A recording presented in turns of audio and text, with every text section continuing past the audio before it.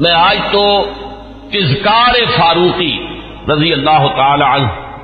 حضرت عمر کی سیرت کے بعض پہلو اور ان کی عظمت کا کچھ بیان کرنا چاہتا ہوں، اور اس کے لیے بھی آج کی میری تقریر جو ہے بالکل مختلف ہوگی کہ میں باضابطہ یہ کتاب لے کر آیا ہوں تاریخ الخلفاء سیوطی کی رحمہ اللہ، اور اس سے میں کچھ احادیث کچھ روایات پڑھ کر سنانا چاہتا ہوں، تاکہ صرف وہ ایک ہوائی قسم کی بات نہ ہو کہ جس کے بارے میں یہ گمان کیا جائے کہ یہ کسی خطیب کی خطابت ہے یا کوئی لفاظی ہے، بلکہ الفاظ سامنے آئیں جو محمد الرسول اللہ صلی اللہ علیہ وسلم نے فرمائے یا جو اور دوسرے صحابہ کرام نے حضرت عمر کی شان میں بیان کیے ہیں۔ تو میں باضابطہ آج وہ عبارتیں آپ کو پڑھ کر سناؤں گا، لیکن اس وقت میں چند منٹوں میں دہرا دیتا ہوں کہ وہ فلسفہ انقلاب کے حوالے سے بات کیا ہے کہ وہ اگر سامنے ہو تو یہ تمام واقعات جو ہے بالکل ایک سلسلے کی کڑیاں نظر آئیں گی۔ یہ میں نے بار عرض کیا ہے کہ انقلاب جو ہے اس کا خاصہ یہ ہے کہ پہلے وہ کسی ایک ملک میں آتا ہے اور ایک بڑی جان گسل ایک جد و جہد ہے اور بڑی طویل ایک جد و جہد ہے جس کے بعد انقلاب آتا ہے، اس لیے کہ انقلاب کے معنی چہروں یا ہاتھوں کا بدلنا نہیں ہے بلکہ نظام کا بدلنا ہے۔ نظام جب بدلتا ہے تو جو سابق نظام کے اندر جن لوگوں کے مفادات وابستہ ہوتے ہیں، جن کا ویسٹڈ انٹرسٹ ہوتا ہے، وہ کبھی یہ برداشت نہیں کرتے ایک طبقے کی حیثیت سے کہ ان کے مفادات پر کوئی زد بڑھے، وہ اسٹیٹس کو چاہتے ہیں کہ جیسا ہے ویسا رہے، اس میں کوئی تبدیلی بنیادی طور پر اس نظام میں نہ آئے۔ یہ تو ہو جائے کوئی حرج نہیں کہ ایک چچا نہیں تو بھتیجا آ جائے، بھتیجا نہیں تو چچا آ جائے، ایک بھائی نہیں دوسرا بھائی برسر اقتدار آ جائے، ایک جاگیردار نہیں دوسرا جاگیردار آ جائے، بہرحال وہ اپنا ہی بھائی بند ہے، وہ جاگیرداروں کے مفادات ہی کو پیش نظر رکھے گا، ایک سرمایہ دار نہیں دوسرا سرمایہ دار آ جائے، تو یہ تو ہو جائے کوئی حرج نہیں کہ گاؤں رفت اور خر آمد یا خر رفت و گاؤں آمد، اس میں کوئی حرج نہیں، لیکن کوئی بنیادی تبدیلی نہ ہو۔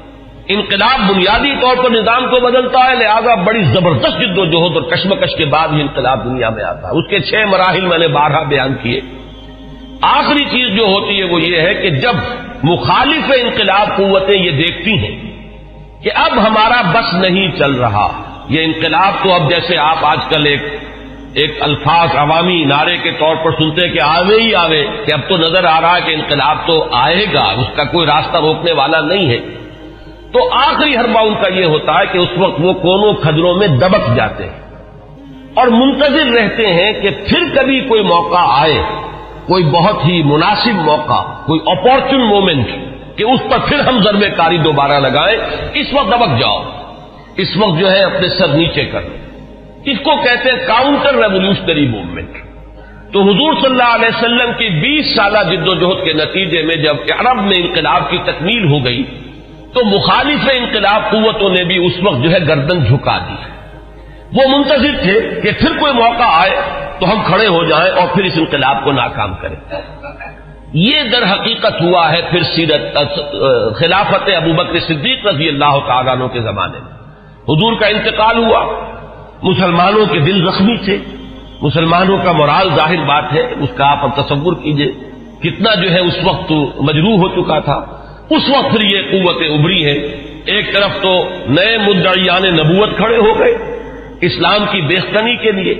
دوسری طرف زکوٰۃ کے مانعین منکرین زکوٰۃ کا مطلب یہ نہیں ہے کہ انہوں نے زکوٰۃ کا انکار کیا تھا، صرف یہ کہتے تھے کہ ہم حکومت کو ادا نہیں کریں گے، اپنے طور پر کریں گے۔ یہ دو قوتیں جو ابھری ہیں دونوں کی دونوں اندرون ملک عرب سے ابھری ہیں، کوئی باہر کی قوت اس میں نہیں تھی بلکہ اندرون ملک عرب، کیونکہ ابھی تک انقلاب کی تکمیل بھی تو عرب ہی کی حد تک ہوئی تھی، تو جو مخالف انقلاب قوتیں وہ بھی وہیں سے ابھری۔ حضرت ابوبکر صدیق رضی اللہ تعالیٰ عنہ کے مناقب کا یہ بہت اہم باب ہے کہ ایک آئرن ول کے ساتھ، ایک آہنی عظیمت کے ساتھ، بلکہ یوں کہیے کہ کوہ ہمالیہ جیسی عظیمت کے ساتھ انہوں نے مقابلہ کیا اور ان تمام مخالف انقلاب تحریکوں کو اور قوتوں کو کچل کر، اور پھر انہوں نے ذمہ داری جو ہے سنبھالی حضرت عمر فاروق کو، اور بہت جلد وہ تو اللہ تعالیٰ کے حضور میں اور محمد الرسول اللہ صلی اللہ علیہ وسلم کی رفاقت کے لیے وہ آخرت میں روانہ ہو گئے۔ اب جو دور آیا ہے جس کا آغاز حضرت ابوبکر کے زمانے میں ہوا تھا، ویسے تو یہ کہ غزوہ تبوک اور غزوہ موتا حضور کی حیات طیبہ میں ہوئے ہیں، لیکن ابھی تک کوئی فتوحات کا دائرہ جو ہے حضور کے زمانے میں نہیں تھا۔ حضرت ابوبکر کے زمانے میں فتوحات کا معاملہ شروع ہوا، شام میں پیش قدمی ہوئی، کچھ عراق کے اندر بھی پیش قدمی ہوئی.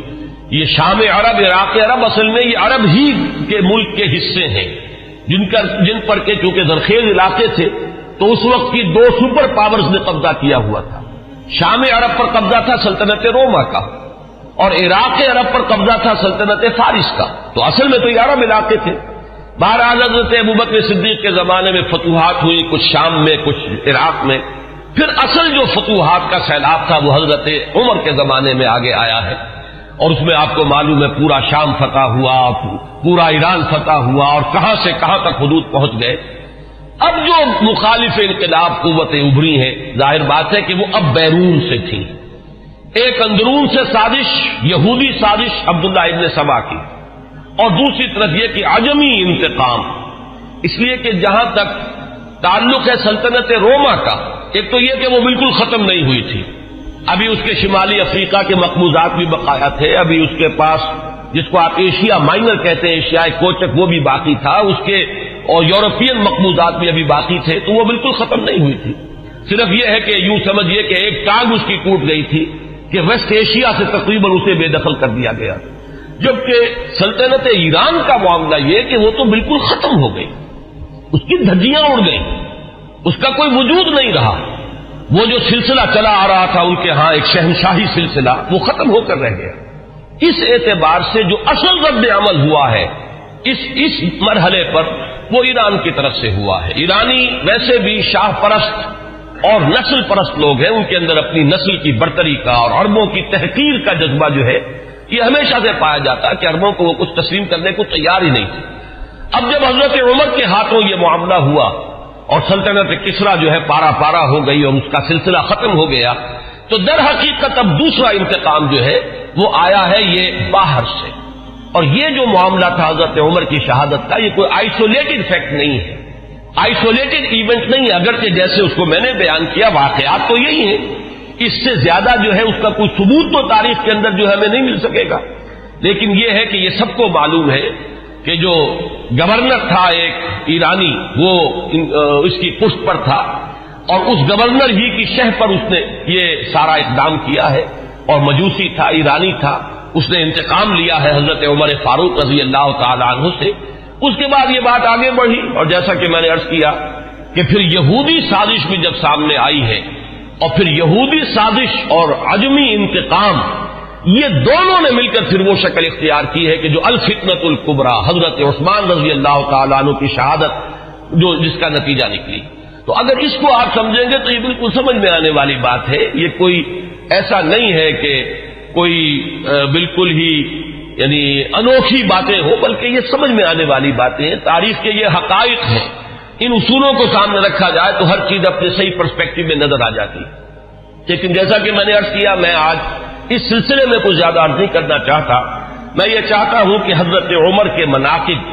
میں آج آپ کو باضابطہ کچھ روایات پڑھ کر سناؤں اور ان کے ترجمے کے حوالے سے بات آپ کے سامنے رکھوں. سب سے پہلی بات ان کی شخصیت کے ضمن میں یہ ہے کہ اگرچہ ایک روایت تو یہ بھی ملتی ہے، علامہ ذہبی نے یہ رائے ظاہر کی ہے کہ حضرت عمر جب ایمان لائے ہیں تو ان کی عمر 27 برس تھی رضی اللہ تعالیٰ عنہ. لیکن یہ کہ غالباً انہیں مغالطہ ہوا ہے.